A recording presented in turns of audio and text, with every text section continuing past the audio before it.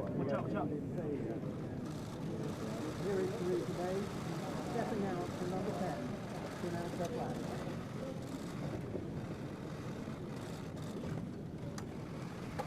Ever since I first stepped through the door behind me as Prime Minister, I have striven to make the United Kingdom a country that works not just for privileged EU, but as a result of the EU referendum. Back in 2016, we gave the British people a choice. Against all predictions, the British people voted to leave the European Union.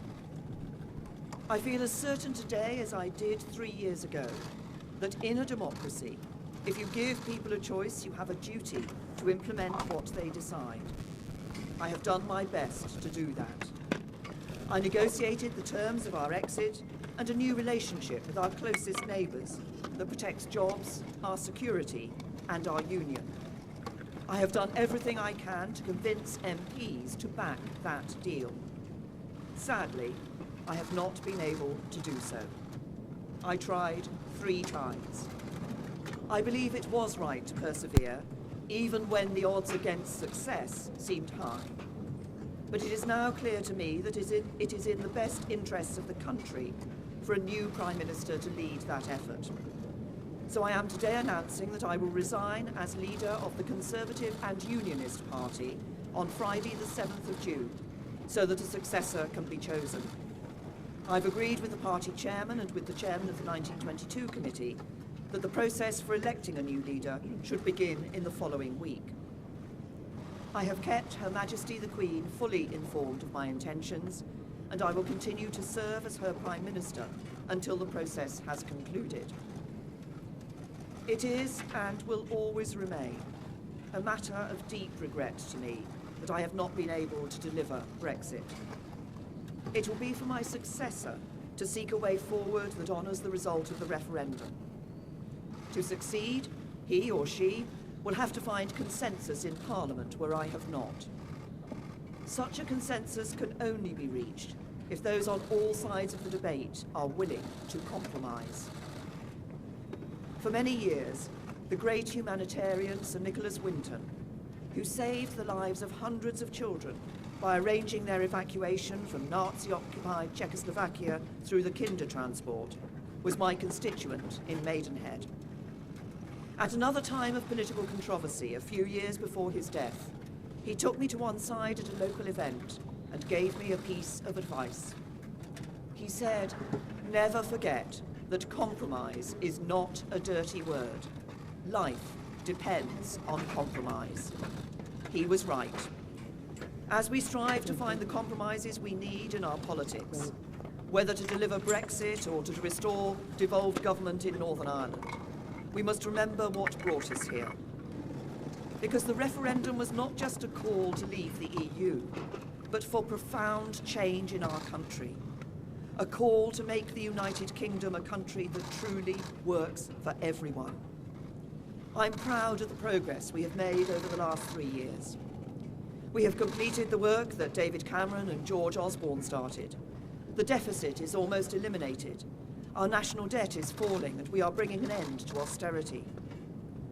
My focus has been on ensuring that the good jobs of the future will be created in communities across the whole country, not just in London and the South East, through our modern industrial strategy.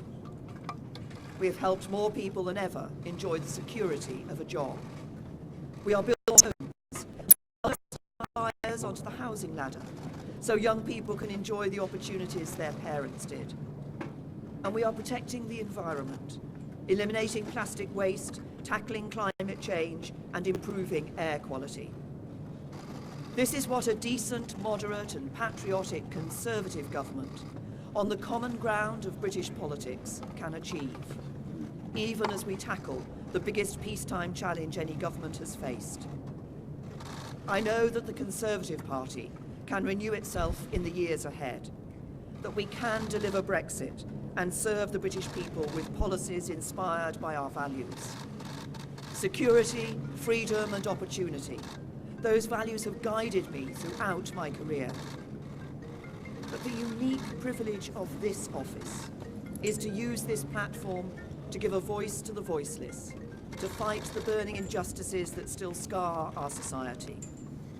That is why I put proper funding for mental health at the heart of our NHS long-term plan. It's why I'm ending the postcode lottery for survivors of domestic abuse.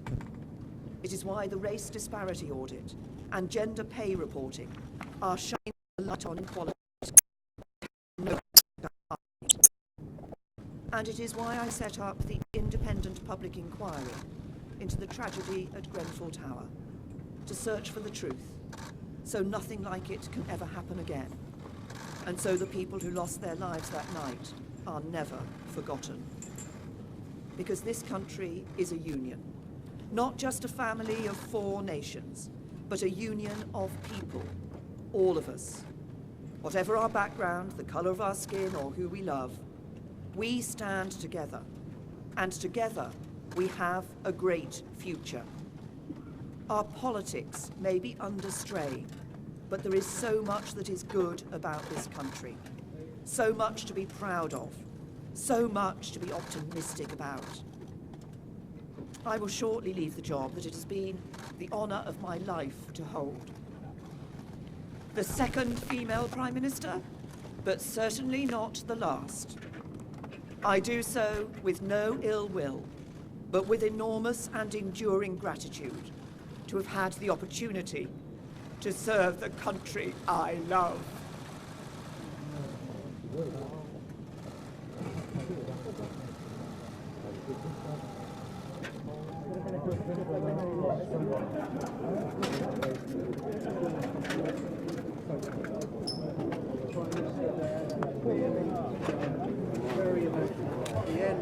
Very that statement, almost in tears, saying that it has been the honour of her life to serve her country as Prime Minister, as the second female Prime Minister, she said, but certainly not the